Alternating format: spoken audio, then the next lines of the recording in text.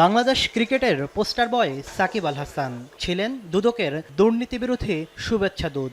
সময়ের ব্যবধানে অর্থ পাচারের অভিযোগে সেই দুদকের জালে জড়ালেন সাবেক এই এমপি। সাকিবের যুক্তরাষ্ট্র, দুবাই সহ বিভিন্ন দেশে অর্থ পাচার, শেয়ার বাজার কেলেঙ্কারি সহ নানা অভিযোগ খতিয়ে দেখতে কমিটি গঠন করেছে সংস্থাটি। এদিন মুক্তিযুদ্ধের চেতনা ও বঙ্গবন্ধুর আদর্শ বাস্তবায়নের নামে ৩ বছরে ২০০ কোটি টাকার প্রকল্পে লুটপাটের খোঁজে মুক্তিযুদ্ধ মন্ত্রণালয়ে অভিযান চালায় দুদক। প্রকল্পটির আওতায় লোক দেখানো, সভা, সেমিনারের ছবি তুলে আওয়ামী লীগের এজেন্ডা বাস্তবায়ন ও মানহীন সিনেমা বানিয়ে অর্থ লুপাটের অভিযোগ আনা হয়েছে।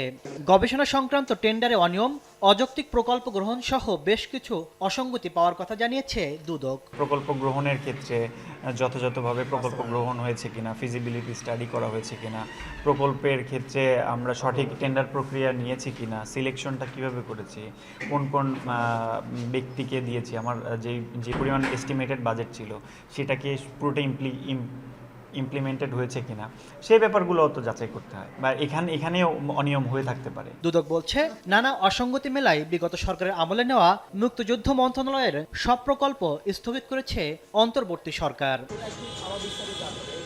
তাসলিম তৌহিদ, সময় সংবাদ, ঢাকা।